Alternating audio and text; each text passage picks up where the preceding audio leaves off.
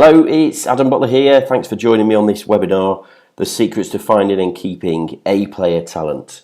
I'll hopefully keep this to about half an hour today. If you've got any questions at the end, I can answer those. Just add them to your side panel bar, and hopefully if we've got time, I'll pick them up at the end. So what we're going to look at today is, first of all, we're going to look at strategic versus reactive recruitment. We're going to have a look then at what business you're really in. We're going to look at some golden rules for any business and how you can establish that within the culture of your organisation.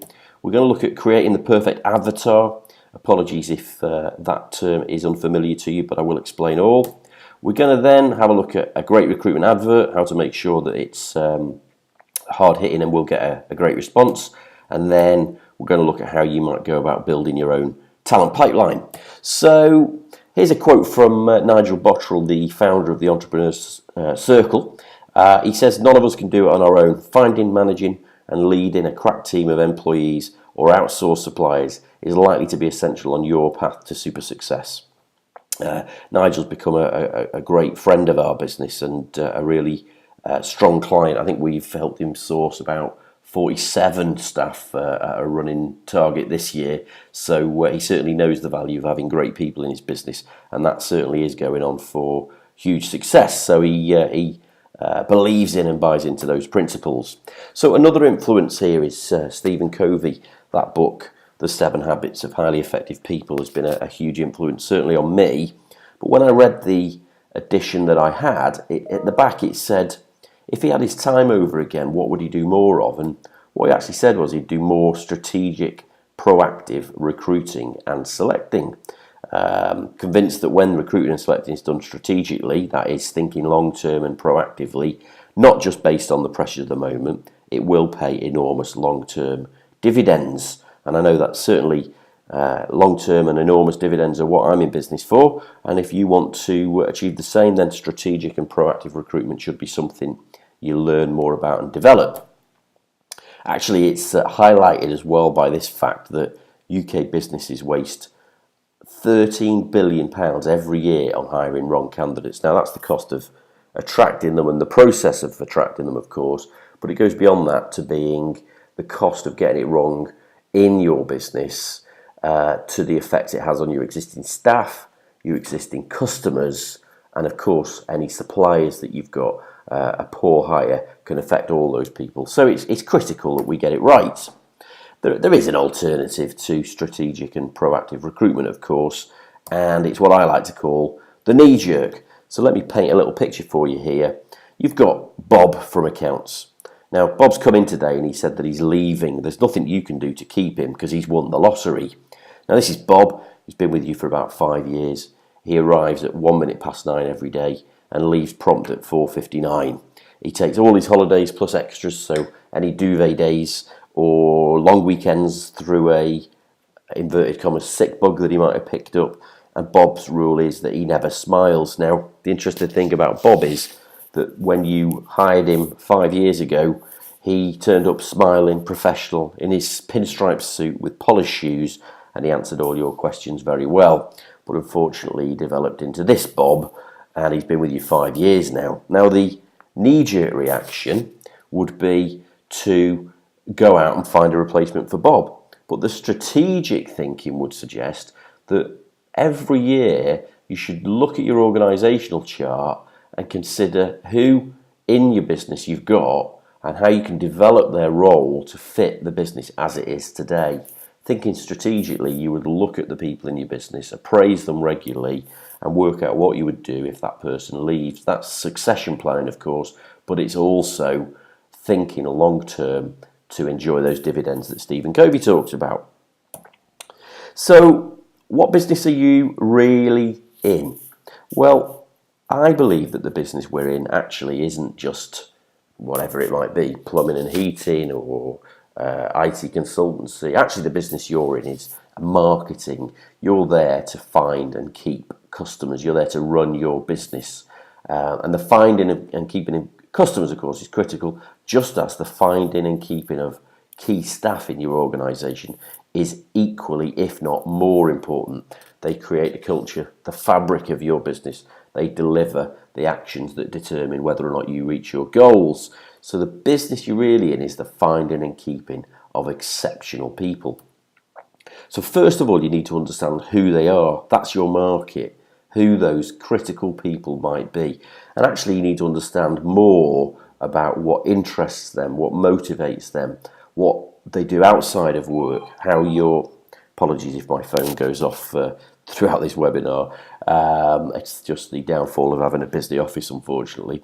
I'll see if I can reset it to stop. So that's the market is about finding and keeping those great people, understanding what it is that drives them. Only when you've established who they are can you craft the message to them. This message needs to go through your career pages. It needs to be in the fabric of everything you do. It's the DNA of your business, and that's what you need to communicate to them. Always thinking about what's in it for them, why it's a great place to work. And only when you've worked through the first two things should you start looking at the various media channels that you can undertake to get your message out to the right people. All too often we see people influenced by the great recruitment consultant sales call or the newspaper recruitment section ringing up on a Friday afternoon offering you a great deal. But actually that's starting in the wrong place. You don't want to start here. You always want to start here, work out the message to the market, and then and only then think about the media channels. So once you've identified who your market is, your message should be centered around your core values and looking for a match with that individual.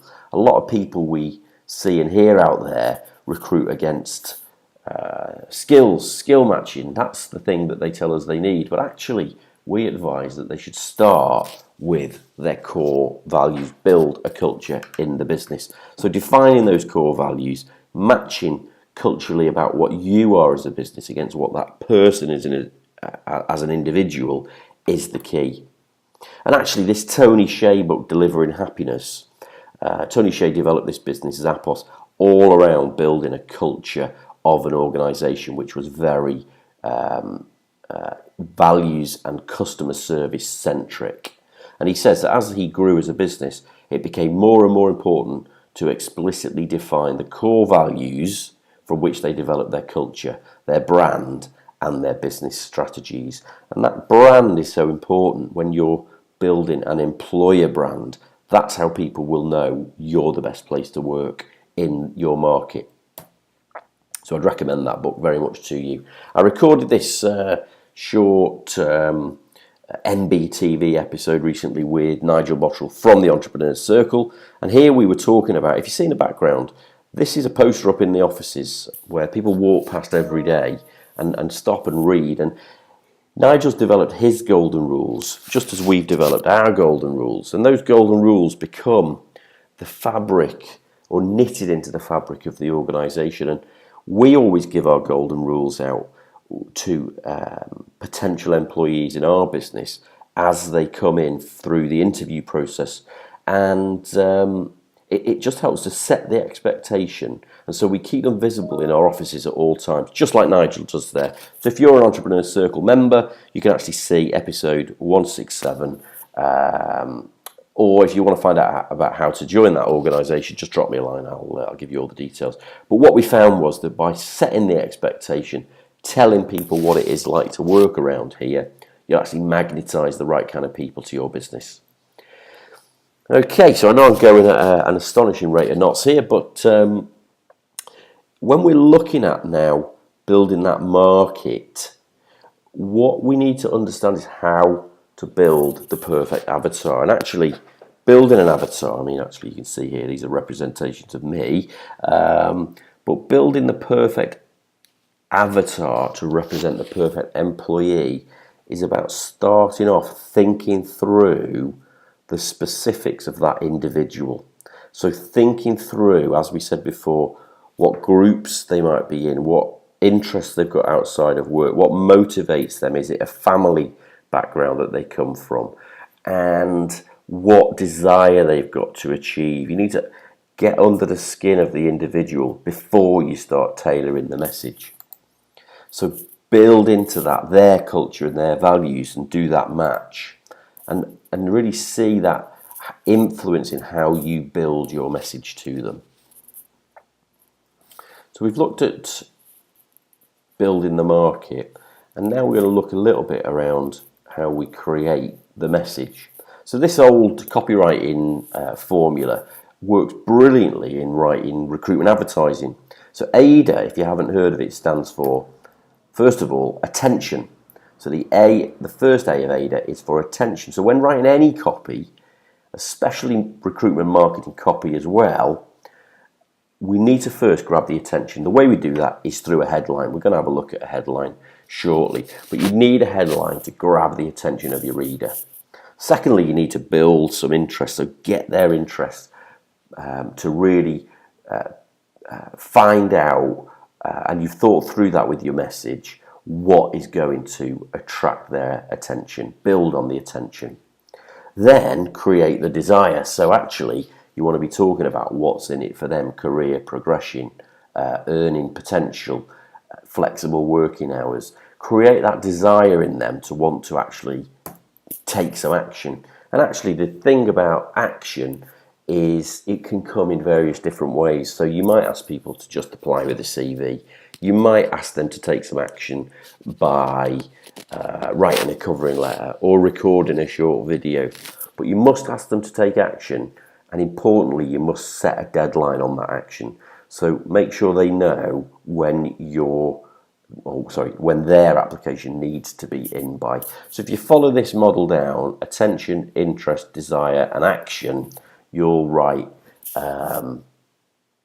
a really great advert to make sure it reaches out to the right people. So just building that a little bit. So think about the job title. The three things that we think are really important in writing that great recruitment advert following that AIDA model are these three things. So think about your job title. Okay, make it quite mainstream, because that's how people will be searching. If they're sales executives, think about the job titles they might be searching by: business development manager, sales executive, direct sales representative, or even account manager can still be a sales job. But give that some thought. Widen your salary banding. If the perfect person needed £25,000 and they came with a ready-made pipeline of business or finance experience or marketing experience or factory running experience, what would you pay the perfect person? And if that is a bit more than you might have already thought, make sure you increase your salary banding, because the people that the perfect people will require the top end. And use a headline, as we've said within the AIDA model, use a headline to make sure you really make the difference to get your advert seen. We've actually found that a great headline can increase response by up to 40%. 39.75% is the testing we've done on it. And just by putting a great headline in, you can actually attract and gain interest from people and improve your response rates.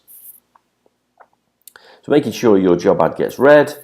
Well, actually, we've got an article in our Naked Recruiter newsletter. I don't know if you're subscribed to that already. This one here, back from June 2013, had that specific article in it. Make sure your job ad gets read. If you want a copy of that, just email Rebecca at our office and we'll put you on the list. We'll actually send it out as a hard copy, physical magazine that you can read. And it's Rebecca at easyonlinerecruitment.co.uk who manages that. And Rebecca will get a copy out to you in the post. If we've run out, she'll send it as a PDF, but we'll add you to the list. So here's an example of a great ad that went out in the press. Actually, it's going back a little while, this one that you can see here, but it's got a big headline on it. It's not that detailed in terms of what it does. Obviously, it's a bit of fun, really. The islands of the Great Barrier Reef. So it talks about the details of it, but importantly, it's got this big headline, and they're saying anyone can apply, and they're telling you how. So the importance here is just looking at a great headline. Okay, so let's look at some of the media channels now. First and most important in those media channels when building a strategic pipeline of talent is always be on the lookout. Be like a barman. I mean, you can see here that Barack's got a keen eye for talent. I love the fact that I think this is the French president in the background. He's having a little chuckle as it expense. But actually, on a more serious note, building a talent pipeline. It might seem obvious, but good people are everywhere. They don't just magically appear when you need them. What you need to do is think strategically 6 to 12 months ahead, and then you'll notice people out there that have got those skills that you need. And when you find them, have a cup of tea with them, establish some rapport, and actually just stay in touch with them from time to time. I'm going to have a little slurp of my tea here now.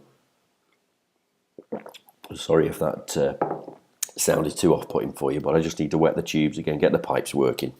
So, secondly, you can go social as a media channel. Great thing to blog about the culture of your business, incorporate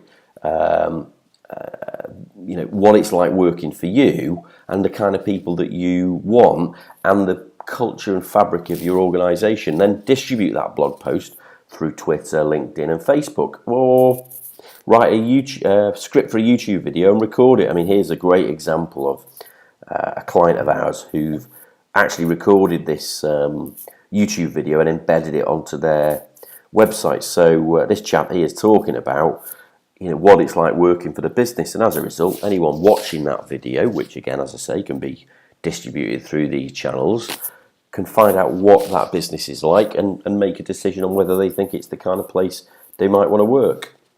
So, of course, another channel that we know a lot about here at Easy Online Recruitment, in fact, all my businesses in the Adam Butler Group, are job boards. So there's loads of job boards out there. Now, look, a little pitch here, and excuse me for it, but we can help you simplify the job boards. We can help you manage the response from them and put a campaign together that represents really great value. But actually, you should research the job boards that are important to your business and your industry.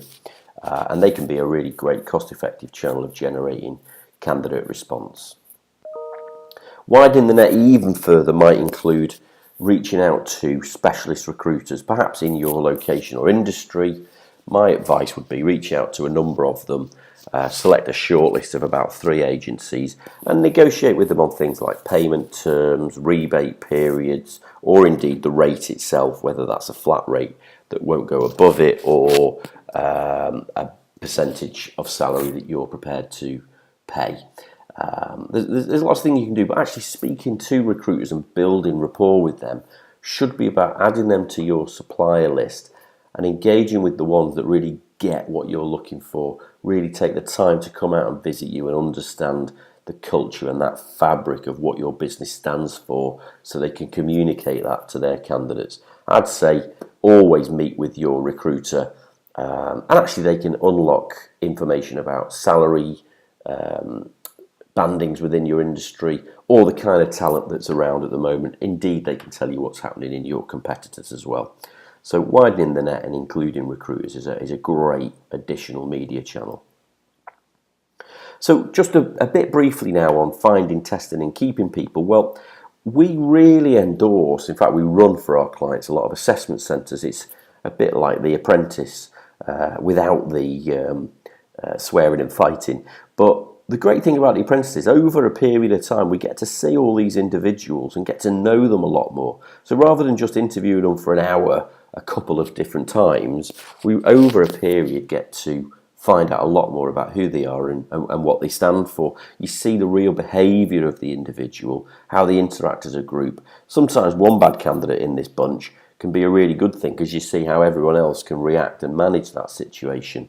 And you get more time one-to-one with everyone. Our assessment centres tend to run either on a half day or a full day, and we run a series of exercises geared to the individual. If you want to find out more about how we do it, just drop me a line. But there'll be loads of other information out there on the old Tinternet that can show you a lot more about how to run a great assessment centre. I really adopt this strategy of throwing away the desk. Let's get people up close and personal so we can really find out and peel back the layers to understand a lot more about the person. When you've done that, competency-based interviews are critical. A competency-based interview question is designed to find out about specific examples that the individual has undertaken in the past. So rather than just asking what they think about something, ask them about experience they've had to that specific task previously and scratch beneath the surface with it. So if they give you a time when they had to overcome a customer's resistance, for example, go beneath and find out how that made them feel, what the ongoing scenario was, did they have to refer to a boss for advice on it, really scratch beneath the surface rather than just moving quickly on to the next question. We've got a list here of 20 must-ask competency-based interview questions. Drop me a line, adam@easyonlinerecruitment.co.uk, and I'll pop them out in the email for you. And that's about it, actually. That pretty much sums up what we wanted to cover today. I know I've run through it at a rate of knots, but it was designed just to go beneath the surface, make you think differently about strategic, proactive recruitment. Thanks for joining me. I can see a few questions have actually come through on the sidebar here. I know we're a bit stuck for time, but I'm going to take two of them. So the first one I got is from Angus Grady at Customised Media. I know Angus has also set up recently 50preneur, which is a brilliant organisation. So well done on your progress with that, Angus. But Angus has asked, how do I ensure I get a great salesperson in my business every time? Okay, so I think what I would probably suggest is, rather than just doing the old interviews, maybe use that assessment centre approach. So run some specific sales exercises and see how people cope with those. Back it up with some competency-based questions at your second stage interview. And biggest tip I can probably give you on this is take references. Go to their previous employers and actually ask them on or off the record about what that person was like in the organisation. Maybe another final point is also, if you're not quite sure, look at some psychometric profiling. Thomas International DISC can reveal some interesting personality traits from the individual, but always be looking for different ways, Angus, to look at different facets of the diamond and try and go as close as you can. Maybe even involve a third party in it if you need a second set of eyes. I hope that helps. If you need more, just let me know, Angus.